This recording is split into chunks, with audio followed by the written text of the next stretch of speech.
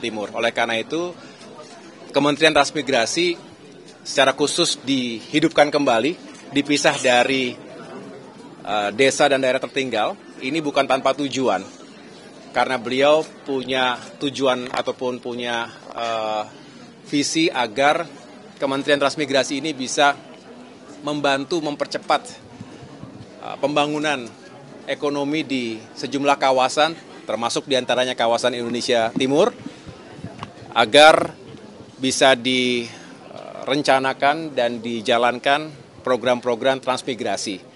Saya dengar tadi Pak Menteri juga tadi pagi mengatakan bahwa transmigran itu adalah patriot. Karena memang harus ada keinginan dan juga kesadaran bahwa dengan berpindah ke suatu daerah yang membutuhkan kehadiran bukan hanya secara fisik tapi juga skills, keterampilan dan juga pengalaman-pengalaman tertentu untuk meningkatkan produktivitas ekonomi di suatu daerah. Saya rasa itulah menjadi semangat kunjungan kali ini, begitu. Pak Haye, mungkin dalam bentuk konkretnya seperti apa sih Pak nanti di rencana Bapak gitu, gambaran untuk transmigrasi, Kementerian Transmigrasi sendiri mewujudkan si infrastruktur ini gitu. Karena kan awalnya memang dia masuknya bukan ke ranah infrastruktur begitu Pak, terus tiba-tiba ada Kemenko ini dan masuk. Ya, infrastruktur itu luas dan meliputi banyak aspek.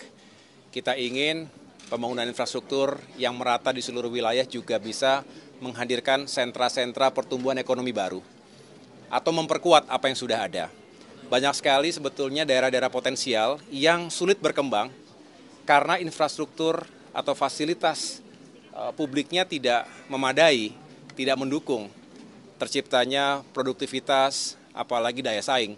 Nah, yang kita harapkan kolaborasi antara Kementerian Transmigrasi dengan Kementerian Pekerjaan Umum atau Kementerian Perumahan Rakyat yang semua ada dalam, termasuk Kementerian Perhubungan misalnya, termasuk ATR BPN, ini bisa mempercepat proses transmigrasi sehingga orang juga yakin berpindah tempat itu bukan hanya mengembara tanpa tujuan, tetapi justru ada kejelasan, ada kepastian.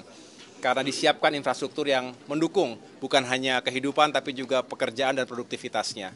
Jadi ini penting sekali, itulah mengapa hadirnya Kemenko Infrastruktur dan Pembangunan Kewilayahan yang baru ini saya rasa dengan tujuan untuk segera mengintegrasikan berbagai upaya yang tadi penuh dengan tantangan dan kompleks. 100 hari kerja, Mas.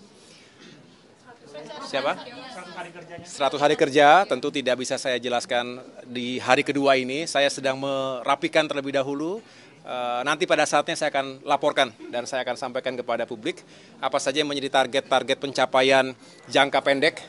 Kita tahu ada teori quick wins atau 100 hari kerja ini pertama untuk segera menuntaskan apa yang sedang berproses hari ini. Saya juga harus mengetahui baseline-nya di mana. Makanya tadi saya baru bertemu dengan Bapak Luhut Binsar Panjaitan misalnya sebagai Menko Maritim dan Investasi sebelumnya dan juga cukup banyak mengelola berbagai proyek strategis nasional. Saya ingin belajar sekaligus mengetahui sampai di mana progres ini semua. Ditambah tentunya saya satu persatu ingin mengetahui laporan dari menteri-menteri teknis, apa saja menjadi kendala atau tantangan di lapangan. Sehingga dengan demikian kita carikan solusinya. Jangka pendek harus kita tuntaskan, tapi jangka menengah dan panjang tentu harus kita benar-benar integrasikan dengan Astacita, dengan program-program prioritas yang disampaikan oleh Presiden Prabowo Subianto selama masa kampanye dan juga diperkuat dalam berbagai arahan-arahan beliau selama ini. Baik, transmigrasinya ke IKN Pak. Transmigrasinya ke IKN. Kenapa? Kantor di mana, Mas Haye? Kantornya? Tadi saya baru mendapatkan penjelasan dari Mensesnek, Pak Prasetyo, bahwa untuk Kemenko Infrastruktur dan Pembangunan Kewilayahan ini akan menempati gedung atau kantor yang selama ini ditempati oleh Kemenko Marves. Tadi siang saya juga baru meninjau, walaupun hanya singkat, paling tidak saya sudah mengetahui sudah ada tempat di situ. Puas, Pak? Puas, Mas? Kenapa? Puas. Luas. Oh, kita jangankan di situ, dimanapun kita siap untuk mengantor. Izinkannya terkait pengembangan infrastruktur, fokus Pak Prabowo ada di wilayah Indonesia bagian mana dan jenis infrastruktur apa yang rencananya akan dibangun ke depan? Iya, jadi sekali lagi infrastruktur menyeluruh, tidak ada yang benar-benar menjadi prioritas 1, 2, dan 3-nya, tetapi yang jelas kita lakukan secara berimbang. Tidak boleh infrastruktur hanya untuk sebagian kelompok saja, karena kita tahu justru yang menjadi sendi utama bagi masyarakat kita adalah ya bagaimana kita meningkatkan sektor-sektor pertanian kita. Apalagi beliau punya visi swasembada pangan, swasembada energi, dan jangan lupa bahwa beliau juga sangat concern, sangat menitik beratkan pada peningkatan kualitas sumber daya manusia.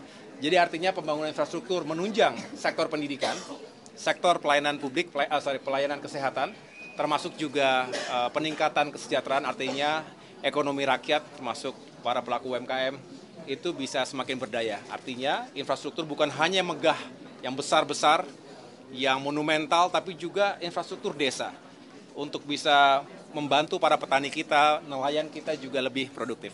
Oke, cukup dulu. Oke, yuk. Oke, yuk cukup dulu ya teman-teman. Nanti dulu ya. Nanti dulu acara dulu ya. Yuk. Mohon maaf, mic-nya guys. Yuk, makasih. Yuk, kita ninjau ke lantai 2 dulu. Yuk, makasih.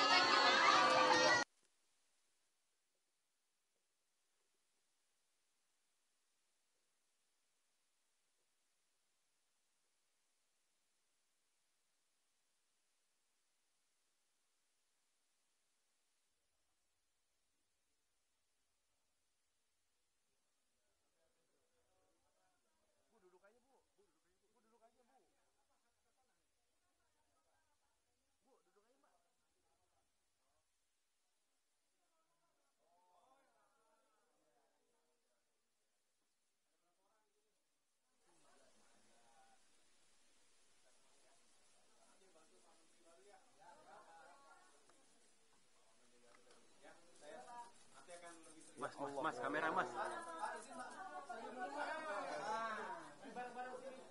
Belakang aja mas, videografer. Kamera, mas, videografer. Mas, fotografer mas. Udah mas, gantian mas, yuk, udah.